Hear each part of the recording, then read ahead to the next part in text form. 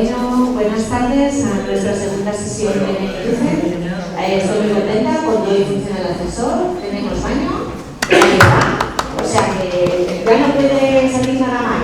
Aquí os dejo con Pablo y su maravilloso punto de vista sobre el mundo medieval, que espero que os guste.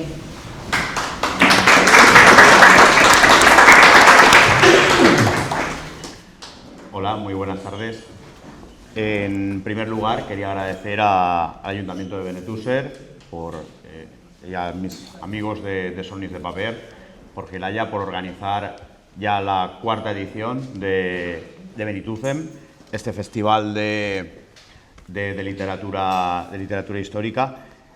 Y bueno, también a todas las personas que en una tarde tan buena como esta, en lugar de estar pues, volcándoos unos vidrios en una terraza, pues habéis apostado por la cultura. O sea que muchísimas gracias, la verdad. Para mí es un placer estar aquí y tener la oportunidad de charlar con un autor que nos acompaña en un entorno como este, ¿no? Nos acompaña Pablo Díaz Fernández, escritor y no solo escritor, que nos traslada en clave de humor a la Edad Media europea, en este libro llamado En medio del medievo. Es una mezcla, ahora lo iremos descubriendo con él, es una mezcla de rigor y humor y que nos sumerge pues, en un mundo conocido, o no tanto, ¿verdad?, como es esta época de la Edad Media, del medievo. Nada, hoy hablaremos con él sobre cómo nació el proyecto, por qué lo escribió, ahora nos irá contando cositas, y si nos puede aportar, pues por qué la literatura histórica pues puede ayudarnos a comprender mejor un presente, también un presente tan cambiante como el que tenemos ahora mismo, ¿verdad? Nada, sin más dilación, pues un aplauso para Pablo Díaz Fernández.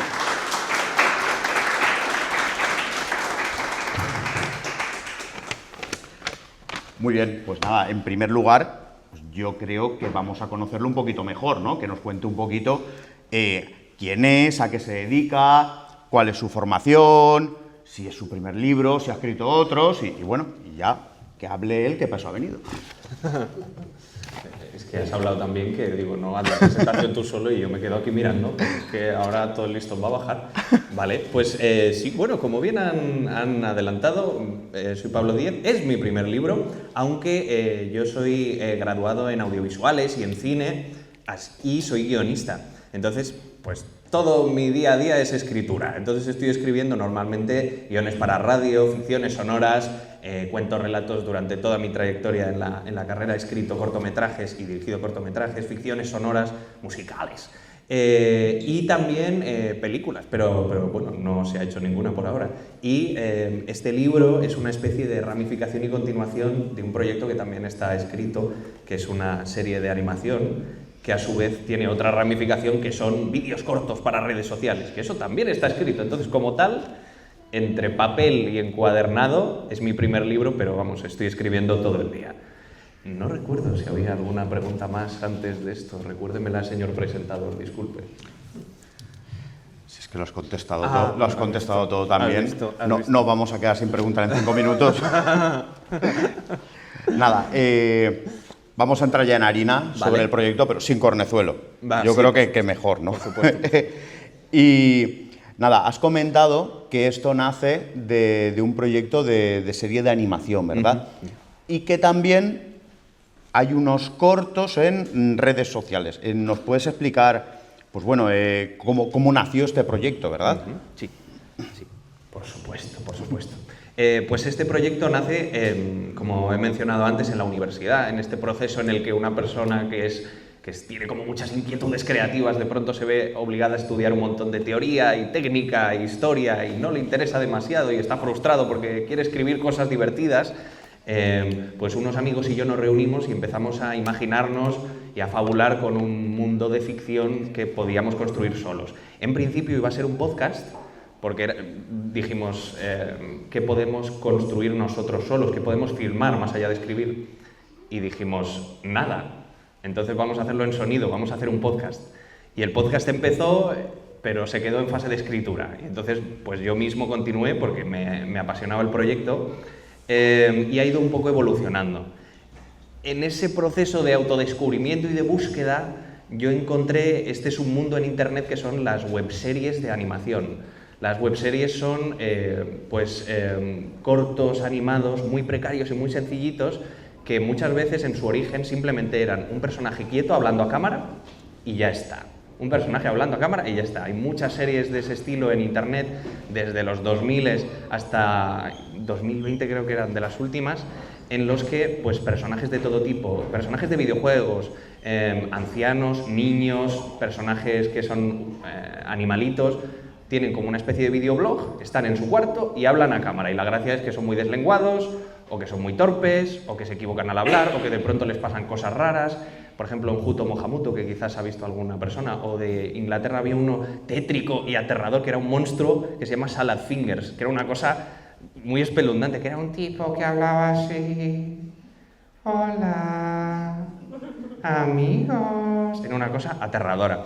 Pero bueno, todo tenía ese formato de personaje mira a cámara y ya está. Entonces yo pensé, con esta cosa que me gusta a mí de la Edad Media, quizás puedo reconvertir este formato que existe y llevarlo al podcast que yo quería hacer. Y entonces se me ocurrió, pues, ¿quién puede tener una cámara en la Edad Media si no es un brujo que ha encantado algo y está haciendo blogs desde la Edad Media? Y eso se prestaba también a hacer muchas parodias de formato, porque claro, es gracioso, tiene su aquel, que este lenguaje que usamos los que somos nativos digitales, que son como vamos a hacer un blog, o un hashtag, o te cancelo en Twitter, o te reto a hacer no sé qué historia, todos estos lenguajes muy de redes sociales, que los use una persona que vive en la Edad Media, pues tiene cierto humor y tiene cierta gracia. Entonces, poco a poco el proyecto se fue conformando a partir de ahí. Y el libro ha surgido un poco como prolongación de ese mundo digital, como una... ya que la serie tiene unos personajes y una historia, aparte de mucho humor, de pronto surgió la posibilidad de escribir un libro y la idea siempre fue vale, los personajes viven en Internet, pero en el libro lo que van a hacer es como de narradores para guiarte a la Edad Media y contarte cómo es su vida real en la Edad Media. A través de este lenguaje digital y esta comedia, vamos a aventurarte. ¿Cómo es la Edad Media? Y estos personajes pues te lo cuentan. ¡Uy, qué mona! Perdón, prosigamos. Sí, claro, hacías alusión a la edad de oro de la animación en Flash, ¿no? Claro, correcto. El Happy Tree Friends Correcto. y todas estas cosas, ¿verdad? Eso es. Muy bien, sí, sí. Además, hay mucho vocabulario propio de redes sociales, como la daily routine, los tops. Vamos a hacer un listado, ¿no? Que hay más de redes sociales o de... Un listado, las 5 mejores, ¿no? Eso es. La octava te sorprenderá. Exacto. El que Ready With Us, ¿no? Eso es. Y también aparece makeover en el libro, ¿no? Eso es. Has comentado es que todas estas cosas van a aparecer en el libro, porque que las has tomado del formato digital y las has metido en el libro. Que como buen influencer, Claro. ahora tenías que escribir un libro, claro. Por supuesto, claro. Entonces, ¿qué podemos encontrarnos en este libro? ¿Qué puede encontrarse el lector en este libro? Pues básicamente es lo que veníamos comentando, desde el humor, desde la parodia y desde un punto de vista divertido y cómico, muchas cosas anecdóticas, curiosas, datos que a lo mejor te sirven para apuntarte y que no sabías sobre la Edad Media. Es que utilizar un poco el lenguaje de las redes sociales, los personajes que de por sí son divertidos y un formato paródico y bobo, dicharachero, divertido y para toda la familia, para descubrir anécdotas y desmentir mitos históricos. Hay como un esfuerzo en el libro no solo para que sea muy divertido, sino para que sea un poco instructivo y para que después de la lectura no solo te lo pases bien y te rías, sino que de pronto llegues a la comida y le digas a tu padre: papá, ¿sabías que en la Edad Media no ejecutaban a la gente utilizando sino...? Pues eso, el propósito último del libro es divertirte aprendiendo, podríamos decir.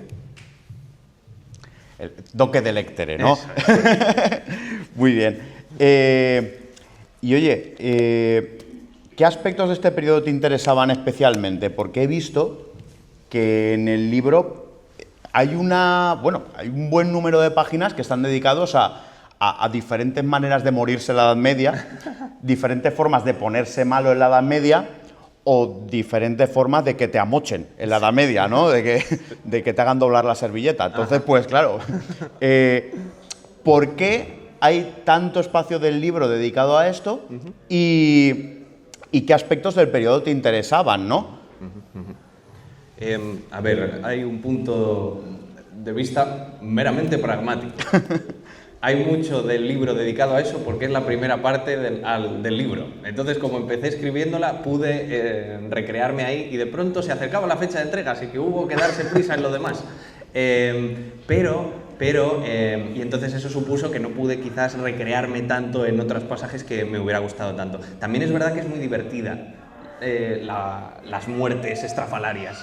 Y eso también produjo que a lo largo de la investigación no solo descubriese muertes que se hacían en la Edad Media, formas de ejecución y cosas de estas, sino formas de ejecución que pensaba que existían y que no. Entonces eso me dio para pasajes extras que eran no solo lo que se hacía, sino lo que creíamos que se hacía y no.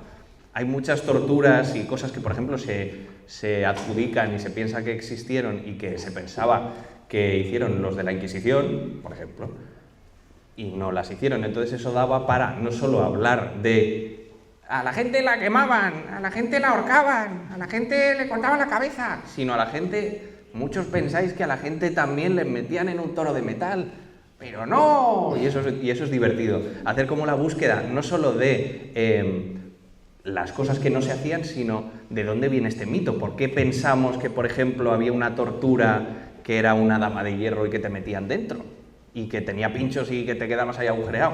¿De dónde ha venido eso? Si es mentira, ¿de dónde ha venido? Encontrar de dónde ha venido, las teorías de dónde ha venido, porque hablar de historia siempre hay que poner comillas, porque luego a lo mejor dentro de 2 años de pronto hay una investigación de un texto súper antiguo y ponen entredicho una cosa que dábamos por hecho hoy.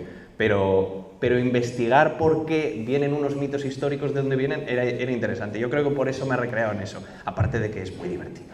Y por otro lado, perdón, ya te devuelvo el micrófono. En la parte de, por ejemplo, las enfermedades, era guay, era como que eso entroncaba con otro capítulo que era las medicinas. Sí. Entonces, es como que fue como un pasaje entero del libro que era como que daba pie uno al otro.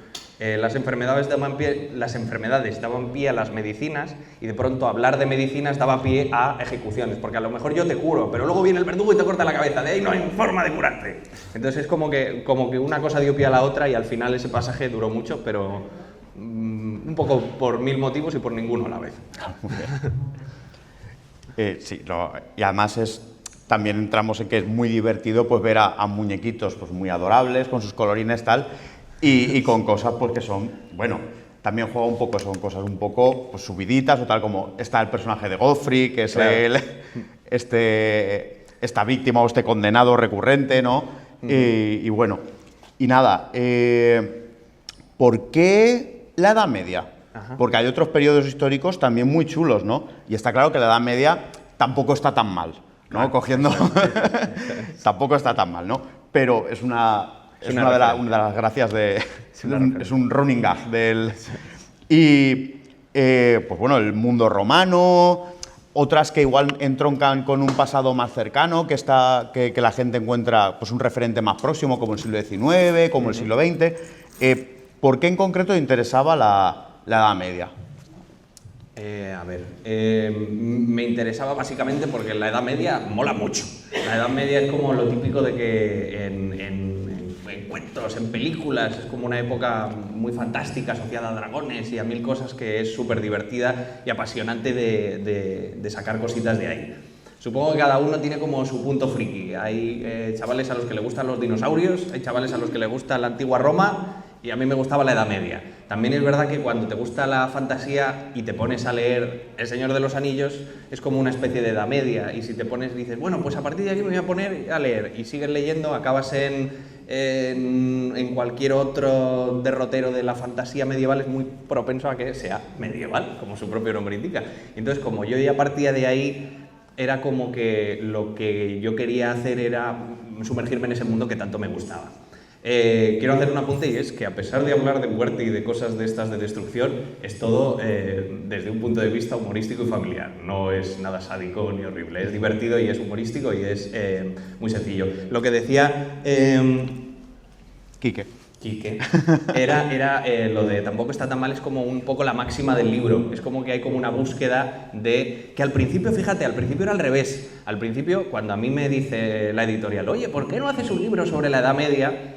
De hecho, la propia editorial en el dossier, que es como el documento de venta, de propuesta de estrategias y de cosas que tendrá el libro, me proponían, habla de por qué no se lavaban, que eso era alguna cosa de brujas, y eso es muy gracioso. Habla de lo poco que comían y las guarradas que comían, jaja, qué gracioso. Entonces, claro, yo desde el principio tomé el libro como un ejercicio de parodia y de reírme de, mira, qué pringaos los de la Edad Media, que no sabían nada, que comían fatal. Y lo que ha pasado es que según empezaba yo a investigar, he descubierto que todo eso era fruto de un mito. Entonces, en vez de burlarme de la Edad Media, al final me he convertido en su paladín y ha habido como una búsqueda de desmitificar la Edad Media. De ahí venía lo del... Voy a hacer un inciso, porque quien no haya visto el vídeo igual se ha quedado un poco picue.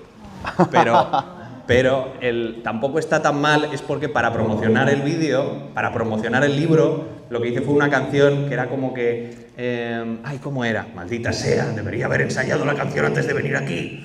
¿Te la sabes? No se sabe la canción. ¿Cómo era? Nos lavamos, tampoco está tan mal. Eso es. Básicamente es como que toda la canción era una especie de reivindicación y dice: decís que los verdugos 1000 torturas nos harán, pero yo he visto que han ahorcado al de la esquina y eso tampoco está tan mal. Pues es un poco el leitmotiv. Pueden decir que no nos lavamos, pero sí nos lavamos y eso tampoco está tan mal. Entonces, todo el libro es una especie de reivindicación de todo lo que damos un poco por sentado de la Edad Media, no es tan así y la Edad Media tampoco está tan mal. Esa era un poco la idea del libro. Adiós, voy a guardarlo en la mochila. Por ahí. Lo pongo aquí. Sí, pensaba que era el micro y ha quedado un poco extraño. Así. Sí, no, has comentado algunas cosas, ¿verdad? Pero también es verdad que la Edad Media, o nuestra visión de la Edad Media, es un poco generacional, sí, ¿verdad? Si bien hay determinadas generaciones que lo que piensa es en El Señor de los Anillos, claro. Dungeons and Dragons. Es un género fantástico, épico, tal. Pero, sin embargo, propuestas como esta están muy bien precisamente para desde la docencia, sentar un referente para el alumnado, porque antes en las casas había una ventana, que era una tele central, una tele en el comedor. Y entonces, cuando tú pasabas por el comedor, pues aunque estuviese tu padre con el cuello doblado, dormido, con el mando en la mano, por supuesto, y estaba puesto pues a Ivanhoe, o el halcón y la flecha o tal, pues bueno, pues tú veías que había unos señores con espada, con más o menos mallas, ¿no? Y que pues se pegaban y iban a caballo. Pues tú ya tenías una referencia de la Edad Media, tú sabías que eso existía. Pero a día de hoy, con las redes sociales, con los teléfonos, ya no tenemos solo una ventana. Ahora cada uno tiene su móvil y cada uno está mirando y además lo que quiere, a demanda. Entonces, si a través de redes sociales pues podemos fijar una imagen de la Edad Media, una imagen que además desmitifica, una imagen que muestra una Edad Media más cerca de la realidad, pues oye, es una herramienta que desde los institutos, desde la educación y ya pues cada uno para acercarse a su propio conocimiento, pues es muy valiosa, ¿verdad? Y nada, entroncando con esta reflexión, ¿no? ¿En qué público habías pensado? Cuando tú lo estabas escribiendo, cuando tú lo estabas haciendo, ¿estabas pensando en un público adolescente, en un público más infantil, un público más adulto? ¿Qué tenías en mente? ¿El libro? O la serie. Ambas van un poco realmente parecidas. Al hacer la serie, yo siempre he tenido como pretensión que le guste al máximo cantidad de gente posible. Y básicamente eso casa con que me guste a mí. Si me gusta a mí, yo creo como que el universo, porque a mí me gustan mucho series, contenidos que son más juveniles, más infantiles, incluso series de animación de Disney que son fantásticas. Entonces, es como que el tono siempre que he buscado ha sido una cosa como familiar, humorística y divertida, pero siempre acercándome a esa especie de tono Disney, por así decirlo, aunque humorístico y paródico. nunca he querido como pasarme de irreverente y de macarra y de tal, que muchas veces es el eslogan que se usa para promocionar el libro, la versión más macarra y cañera de la Edad Media. Quizás es una cosa accidental, pero como que no he pretendido yo ser... hemos hablado antes de otras series que son muy burras, ¿no? Es como que en principio la idea de la serie y del libro no es tanto esa, sino pues encontrar una especie de tono que equilibra un humor divertido y familiar que le pueda gustar a todo el mundo, no pasarme de naif, no hacer una cosa que sea Blancanieves y los 7 enanitos, pero que sea una especie de punto intermedio entre eso y una barra basada que era demasiado, ¿no? O quedarnos en un punto intermedio. Y creo que eso es guay porque ese punto intermedio te permite hablar y divulgar sobre cosas como veníamos hablando y contar cosas de manera divulgativa y acercarte a alguien que a lo mejor simplemente estaba ahí para ver algo de humor y ve algo de humor y en paralelo también aprende cosas que a lo mejor no... Por ejemplo, una vez, sin comerlo ni beberlo, de pronto para los vídeos estos de internet hice un anuncio paródico de medicamentos. Solo que en la Edad Media, en vez de medicamentos, que bueno, también tenían sus ungüentos y sus cositas, pero como que el chiste era que en vez de anunciar un medicamento, lo que anunciaban era sanguijuelas. Entonces dice, sanguijuelas ya disponibles, consulta a tu boticario de confianza. ¿Cómo es el eslogan este del final? Lea las instrucciones de este medicamento y consulte a su boticario, ¿sabes? Entonces era como que la parodia te da para reírte un ratito y en paralelo de pronto a lo mejor no sabías qué eran las sanguijuelas y entonces dices, voy a ver qué es esto. Cuando el personaje dice, bueno, voy a enseñaros cómo es mi rutina facial. Y entonces se pone a lavarse la cara y mientras se lava la cara te dice, bueno, me voy a trabajar al scriptorium. Y entonces hubo mucha gente que me dijo, uy, ¿qué es el scriptorium? Y entonces a lo mejor se presta a que busques y digas, anda, el scriptorium era un lugar en el que tal. Entonces todo tiene un poco esa búsqueda. Si bien yo no he hecho esta serie siempre buscando, vamos a aprender historia, es más bien, vamos a contar una historia y vamos a disfrutar de un viaje, de un personaje y de sus aventuras, el aprendizaje histórico y el respeto a la historia siempre ha estado ahí. De hecho, la serie, a mí me flipan las canciones, he hablado de los musicales antes. Entonces la serie tiene un opening, una canción de cabecera, que es un poquito macarra también. Y entonces ahí hay como un ejemplo de esta cosa de que siempre he intentado no pasarme de la raya con las pifias históricas. Algunas seguro que se me han colado, pero no pasa nada. Y en la cabecera es en medio del medievo, ese es el estribillo. Y entonces el final era algo así como, actualmente es, en medio del medievo era todo heroicidad y aldeanos pobretones que no sabían contar como en medio del medievo. Y entonces aquí entraba la cosa. Yo al principio, como me pasaba esto, que pensaba que no se lavaban, decía, no se querían lavar, la suciedad y la mugre les hacía enfermar. Entonces, claro, yo era, ¡buah, soy graciosísimo! Esto es buenísimo. Y entonces, cuando sobre la marcha de pronto encuentro a muchísimos historiadores, esto fue antes de empezar con el libro, escandalizados y enfadadísimos con Juego de Tronos y con tantas otras series que dicen, la gente en la Edad Media se lavaba, por favor, la gente se lavaba, la gente enfermaba por otras cosas, pero no por ser guarros. Pues entonces, de pronto yo fui a mi canción y dije, uy, pues igual tengo un problema. Y entonces cambié eso por otro verso y entonces la canción fue evolucionando. Es un poco la máxima, es como que el viaje ha sido quizás aprender historia conmigo, mientras yo mismo la voy aprendiendo y mientras tanto contemos una historia y pasémonoslo bien. Muy bien. Sí, como has dicho, es un libro que es muy riguroso, está documentado pero también al respecto del humor que decías, hay muchas referencias, hay vocabulario que es eminentemente chanante. Sí. Hay vocabulario chanante y hay referencias que son de muchas edades, hay referencias que son de tiktokers de hace 20 minutos y cosas que son de humor de hace 10, 15, 20 años, ¿no? Entonces, pues bueno, yo creo que también ha jugado muy bien con una intergeneracionalidad, ¿no? Que también es lo que nos une en redes sociales, que igual hay un espectador de 40 años que lo está mirando pues, sentado en el váter antes de irse a trabajar a las 7 de la mañana y un joven que está yendo al instituto con el móvil en la mano se puede dejar el móvil, no hace falta llevarlo siempre en la mano, ¿vale? Con el móvil en la mano, yéndolo de camino al instituto, ¿no? Y los dos están disfrutando del mismo contenido, ¿no? Y eso es lo que nos da las redes sociales a día de hoy, y creo que es un producto que está muy, muy, muy bien dentro de esa target audience, ¿no? Al respecto de esto, has hablado también de la documentación, del rigor.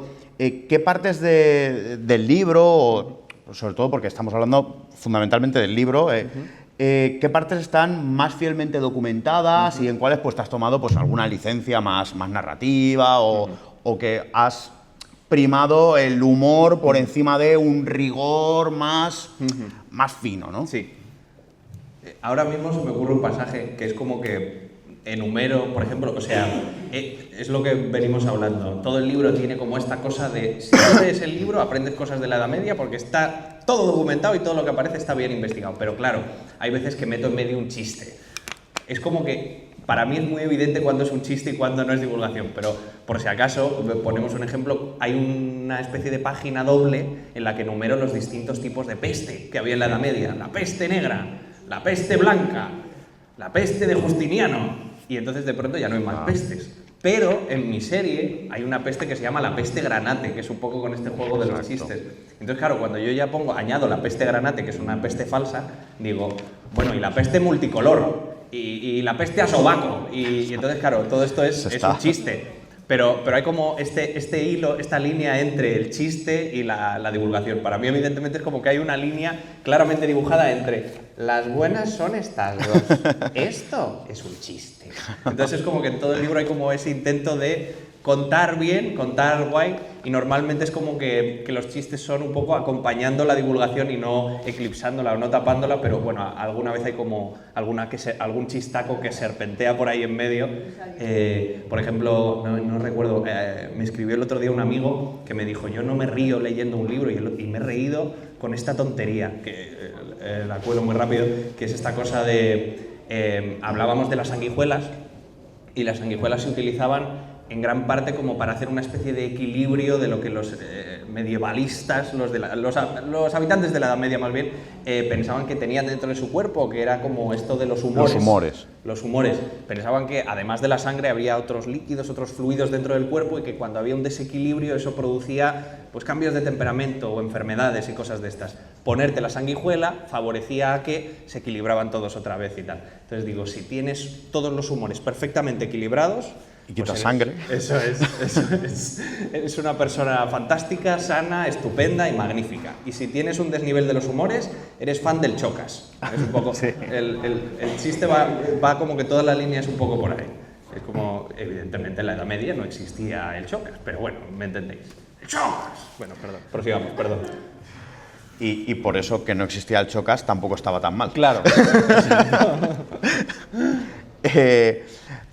Al respecto de los personajes, la estructura que ha seguido ha sido la estructura abuelo-nieto. Claro. ¿No? Que también sale la hija, también sale el verdugo, salen algunos personajes secundarios, ¿no? Pero fundamentalmente los protagonistas son esta relación abuelo-nieta.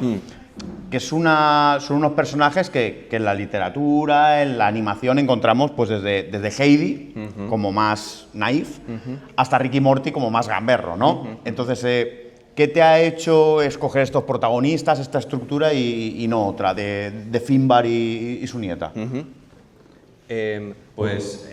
Básicamente por una cosa muy sencilla, que es que si hay un abuelo y una nieta, necesariamente tiene que haber una madre, y entonces eso me permitía que hubiera más personajes. Si el abuelo va con la nieta, hay como un motivo por el cual la madre no va con ellos. ¿Qué está haciendo la madre? ¿Quién es? ¿Dónde está el padre? ¿Hay algo ahí en medio que propicia? Entonces tuvo que haber una abuela. ¿Dónde están? Entonces es como que, sin quererlo, habiendo solo dos personajes, has construido una familia. También es verdad esto que mencionabas, que es como una cosa muy, muy habitual que haya abuelo, nieto, abuela, nieta. En el momento en el que estaba desarrollando la serie iban a ser abuelo, nieto, pero justo salió Ricky Morty y entonces lo cambié, y entonces el nieto se convirtió en nieta y nació Dean. Entonces es como que no ha sido una cosa consciente de escoger esta cosa, pero sí que quise como en todo momento tener como que el eje fuera un poco la familia. y la familia juntos recorren cosas más que unos amigos. No sé por qué surgió por ahí, pero surgió y en un intento de hacer algo especial de pronto me acabé metiendo y zambullendo en Rick y Morty y entonces fue como voy a meter un pasito para atrás, lo metí y bueno, así salió esta dupla de personajes. Y es guay porque en el diseño de personajes propiamente es como que están diseñados a posta para que tú los veas y de alguna manera notes que son familia, con detallitos, cosas como los mentones y cosas de estas. Y una curiosidad es como que he seguido esta cosa de diseño de animación que recomiendan en los estudios de animación, estos grandes de Hollywood y tal, que es que tú solo viendo los colores identificas de qué personaje estamos hablando. Si veis amarillo, blanco y azul, claramente es Homer Simpson.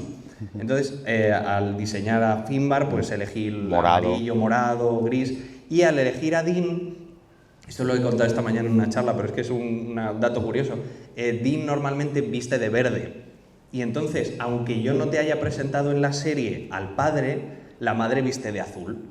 Entonces, si el padre viste de amarillo, unimos amarillo y azul y sale verde. Es como que toda la serie tiene como una especie de estudio de color y de diseño de personajes para que todo respire. Está todo pensado, está todo pensado. Muy bien. ¿Te parece que hablemos del proceso de escritura? Vale, vale. Nada. ¿Cómo fue tu proceso de documentación? ¿Ha habido alguna fuente que te haya resultado especialmente valiosa, sorprendente? Sí. Perdona. No. Sí, pues sí, porque al principio yo empecé a documentarme como cualquier persona que abre internet y se pone a buscar en Google. Y entonces lo que me pasó fue que encontré muchas cosas que no eran correctas al principio, pero que me costó encontrar que no lo eran. Me engañaron cosas como que yo daba por sentado que era un sitio fiable, como artículos de periódicos y cosas así. Lo que pasa es que muchas veces ahora los artículos de periódicos no son tan de fiar porque...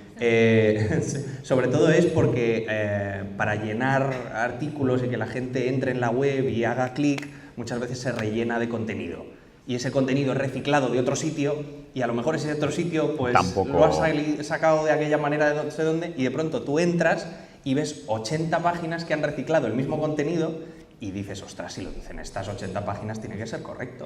Bueno. Pero a lo mejor esas 80 páginas te están diciendo una barbaridad descomunal. Entonces yo he descubierto que es muy interesante seguir a historiadores y divulgadores en redes sociales, porque muchos tienen blogs, muchos comparten sus investigaciones y a lo mejor hacen investigaciones en bibliotecas o encuentran libros antiguos y te hacen desgloses en Twitter de análisis y te cuentan, fijaos lo que he encontrado, este antiguo libro tiene un montón de recetas cutáneas que tenían en la antigua Roma y entonces te hacen un desglose farmacéutico histórico y muy divertido, en formato divulgativo, porque son historiadores y divulgadores y es muy guay. Y además he encontrado un placer culpable, a la vez me da un poco de lástima porque a veces se pasan de agresivos, pero los historiadores son muy guays porque lo que hacen es corregir a otros historiadores. Vale. Entonces en Twitter a lo mejor lo que encuentras no es un historiador contándote una historia, sino un historiador enfadado con otro historiador porque le ha contado mal.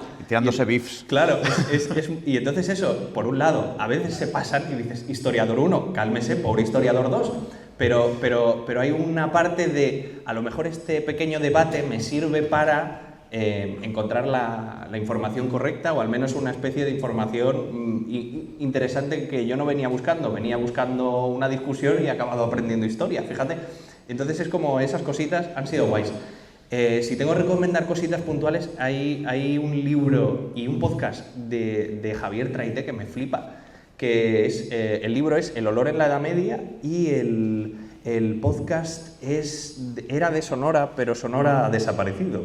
Pero bueno, lo recuperarán en algún momento. Y era La vida en la Edad Media o algo así. Y está muy guay, está muy guay. Por ahí, más o menos, te sirve.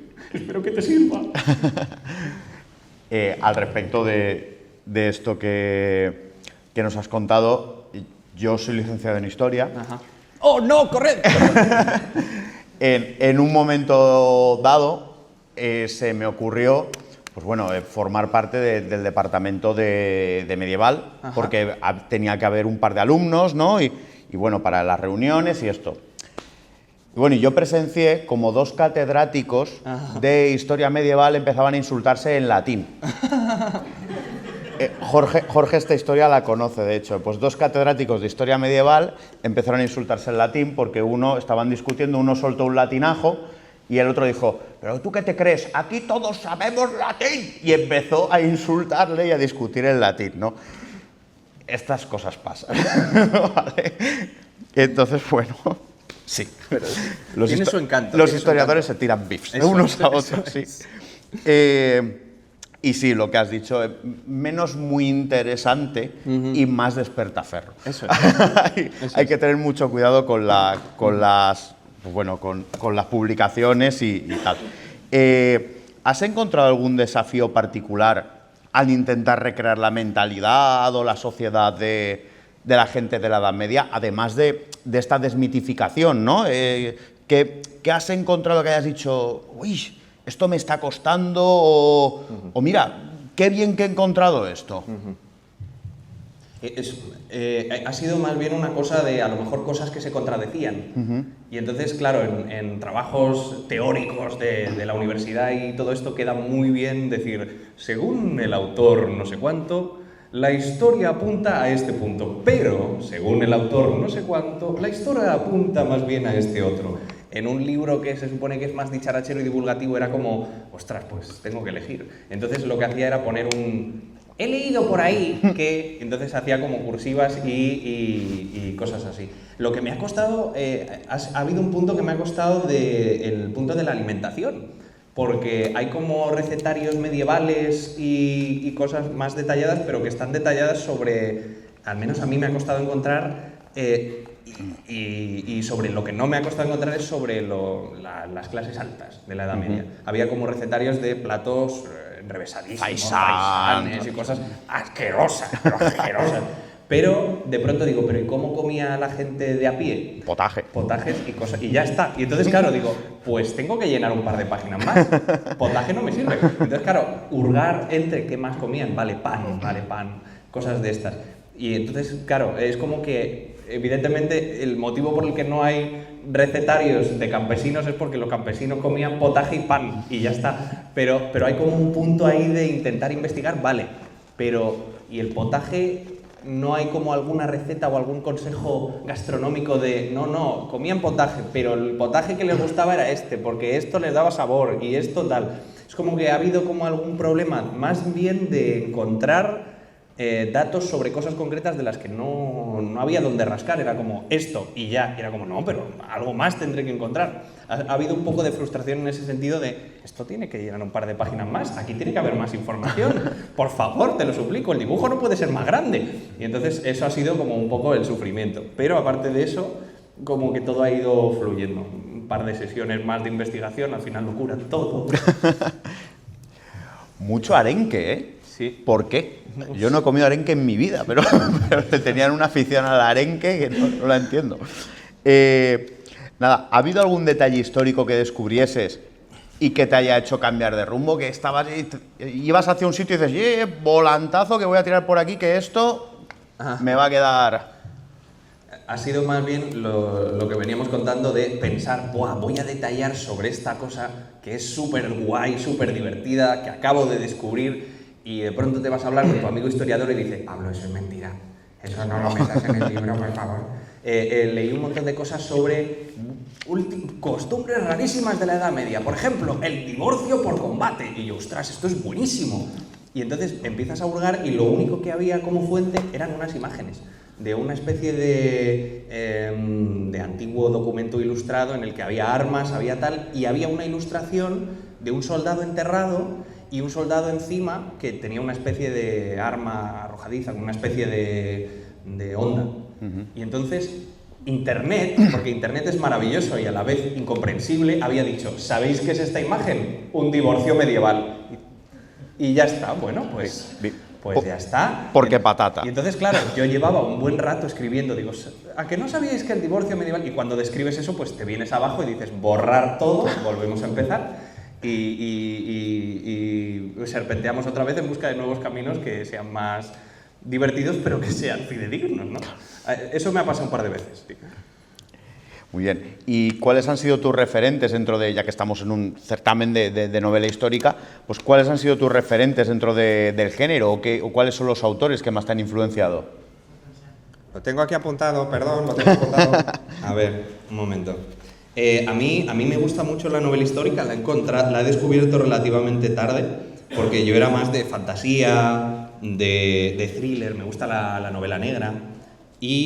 Pero recientemente he descubierto a un autor que me encanta, que se llama Sebastián Roa, que me gusta. Supongo que, no sé exactamente, además escribe muchos libros sobre Edad Media, pero también ha escrito algunos sobre la antigua Grecia que me gustan todavía más. Son chulísimos, chulísimos, Sebastián Roa. Si de pronto vais a una librería y veis Sebastián Roa, pa'lante, buenísimo. Y sé que hay luego también novelas ambientadas en la Edad Media, pero que no son como tal históricas, ¿no? Que son como más simplemente contextualizadas en la Edad Media. Me encanta todo, pero si es algo 100% novela histórica, es Sebastián Roa, 100%. Y antes de dar paso al público, por si alguno queréis participar o preguntar alguna cosita o insultarnos, espero que no, pero sois libres. ¿Tienes en mente nuevos proyectos dentro del género histórico, dentro de otros géneros? ¿Algún musical? Me encantan los musicales, me encantan. ¡Hagamos un musical! ¡Vamos allá! 3, 2, 1. Por favor. Me has abandonado. No, qué pena. Pero es que bailo muy mal. Me encantaría hacer un musical. Esta cosa que veníamos mencionando de que Medio del Medievo es una especie de mundo expansivo y entonces está la serie de animación, están los reels y está el libro. Ay, pobre Dios mío, pobrecito. Si en algún momento hubiera una adaptación a teatro musical, ¡buah! Me fliparía. Por favor, me encantaría. Por favor, Ángel Yacer, Marwis, contacten conmigo. Mi teléfono es el 6... No, perdón. Si en algún momento surge la oportunidad de hacer el libro parte 2, hay 1000 cosas todavía por descubrir, profesiones raras, costumbres extrañas y cosas que no son de la Europa medieval, porque la Edad Media existió en otras partes del mundo. Sin duda. Que no fue solo... Es como esta cosa graciosa que es como historia, Roma y Grecia, Europa medieval. Y es como que el resto del mundo está bloqueado en gris, no existe, no hay nada. Y de pronto, a lo mejor me imagino perfectamente a una persona mirando al horizonte diciendo ¿qué hay en esa tierra de ahí? ¿Qué está sucediendo? Están bloqueados hasta que al historiador le dé por pasar la página. Pues eso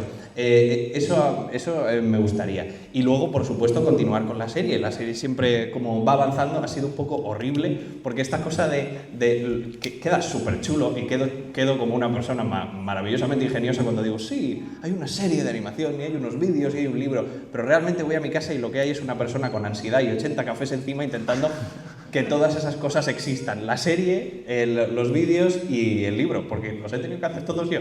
Entonces, mientras ahora el libro ya ha salido, pues estoy volviendo a volcarme en la serie de animación, sacarlo adelante y mantener los vídeos, que bueno, hay que hacer de todo en esta vida. Y en eso estamos, Muy bien. Muchas gracias, perdón. Vale, eso ahora te aplaudiremos y de por todo. supuesto. Pero... Bueno, va, venga. Un aplauso para Pablo.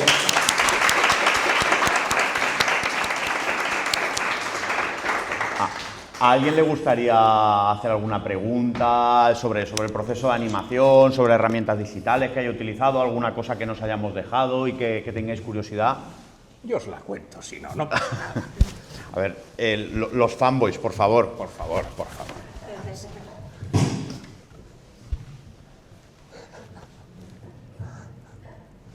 Hola. Hoy. ¿Más o menos cuándo saldrá el tercer capítulo?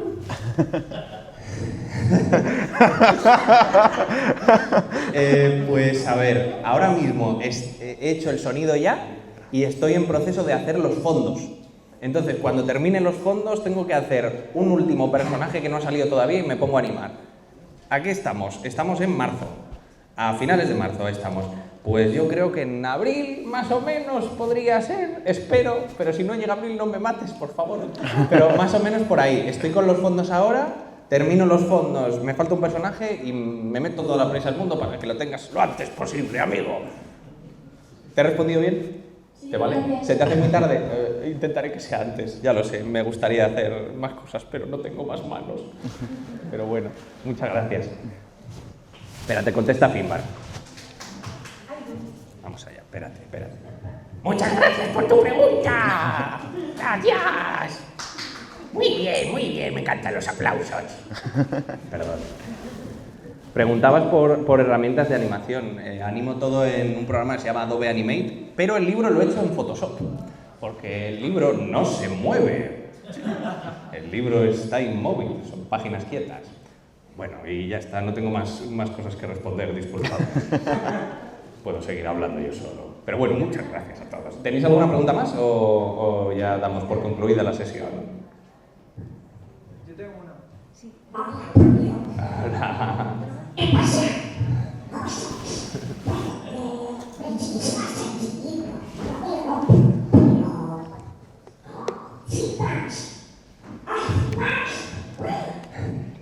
Necesito subtítulos, tío.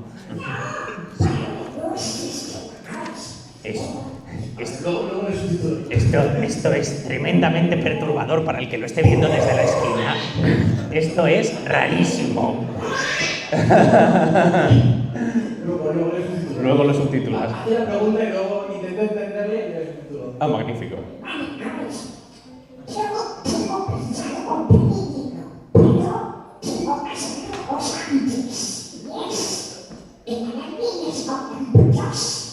Vale, le traduzco. Dice que tiene pensado comprar el libro, pero que antes tiene que saber una cosa. Ajá. Que si en la Edad Media se comían patos.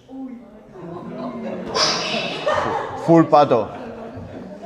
Siguiente pregunta.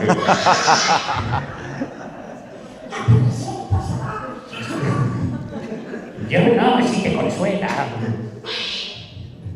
No se lo digáis, alguno me he comido. ¡Calla, hombre! ¡Dios mío! Bueno, te lo compraré yo. Luego nos vemos, amigo. Entre los monigotes de fieltro nos entendimos. Estamos hablando un lenguaje que vosotros no entendéis. Me encanta porque es una cosa marcianísima esto que está sucediendo ahora mismo. Te quiero, tío.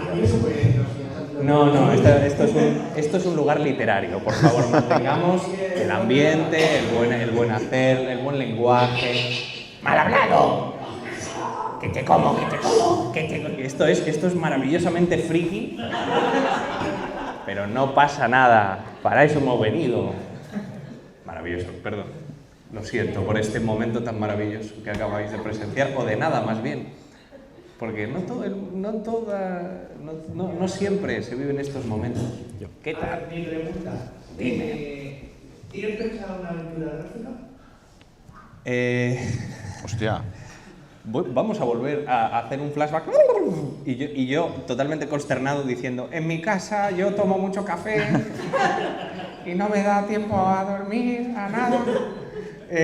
A ver, me encantaría hacer una aventura gráfica, un cómic. A mí me da la sensación de que el universo da para expandirse todavía más. Estilo Monkey. Dire Tentacle, sí. Además, Lo pide. Además me han dicho muchas veces que los monigotes se mueven y tienen una especie de interacción con el fondo que se parece mucho a un videojuego así.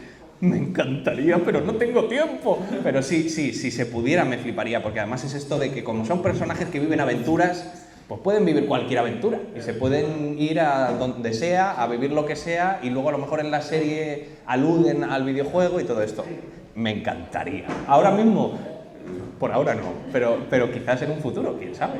Me encantaría, la verdad. Por ahora no, pero quién sabe. Venga, por mí, magnífica. Ah, espera, una pregunta más, por supuesto. Yo lo que quería decir es que lo que necesitas para el rigor histórico es un amigo como mi hermano. Mi hermano es decir, eso que está saliendo ahí no es históricamente correcto. Y esto ahí tampoco. Le preguntas por los celtas y dice, bueno, es que los celtas es una técnica errónea que lo usamos para referirnos a todas estas tribus que tenían una cultura similar, pero que no... Qué simpático es tu hermano, me encanta. Él lo dice ahí con todas sus buenas. Claro. No es cansino si no le preguntas. Claro. Pues sí. También me contó que todo esto de que la Edad Media está mal, todo esto es un mito que crearon las civilizaciones posteriores a la Edad Media.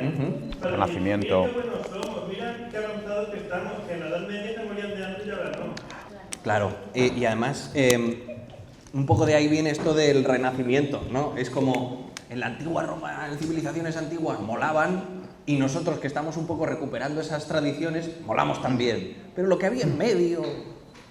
Del medievo. En medio del medievo, gracias. Pues esto no molaba tanto y entonces ha habido como una especie de campaña de revisión histórica y de construcción de mitos y de historias que no son ciertas y que vienen un poco de esta cosa de... Perdón, ¿he hecho algo? Vale, perdón. Que vienen de ahí, de una revisión histórica de pensadores e historiadores que de pronto hicieron una especie de borrón y dijeron: la historia así no me viene bien, voy a contarla un poco a mi manera. Había una cosa que era guay, que un divulgador que se llama Leonel... Perdón. Lo siento. Leonel Díaz, creo que es, semitocayo de apellido, hizo una especie de investigación y descubrió que uno de los posibles malentendidos por los cuales se cree que en la Edad Media comían carne en mal estado era porque en un texto de, si no me equivoco, siglo XVIII-XIX, un historiador, filósofo, pensador, si no me equivoco, inglés, había traducido mal o había encontrado mal un antiguo documento que ponía que comían green meat, carne verde. Pero es que green meat, al parecer, no significa carne verde podrida, sino carne de res recién sacrificada que tienen como que curtir, y entonces él dijo: ¡carne verde! ¡Carne podrida! ¡Comían carne podrida! ¡Estaban locos! Entonces es como que de ahí viene un poco todo, es como que hay un montón de textos y documentos que han malinterpretado, un poco a posta, para contar una historia totalmente distinta. Así que tu hermano tiene razón, amigo, tu hermano es muy listo. Y ya está, perdón, lo siento. Ajá. Pues nada, tenemos que acabar.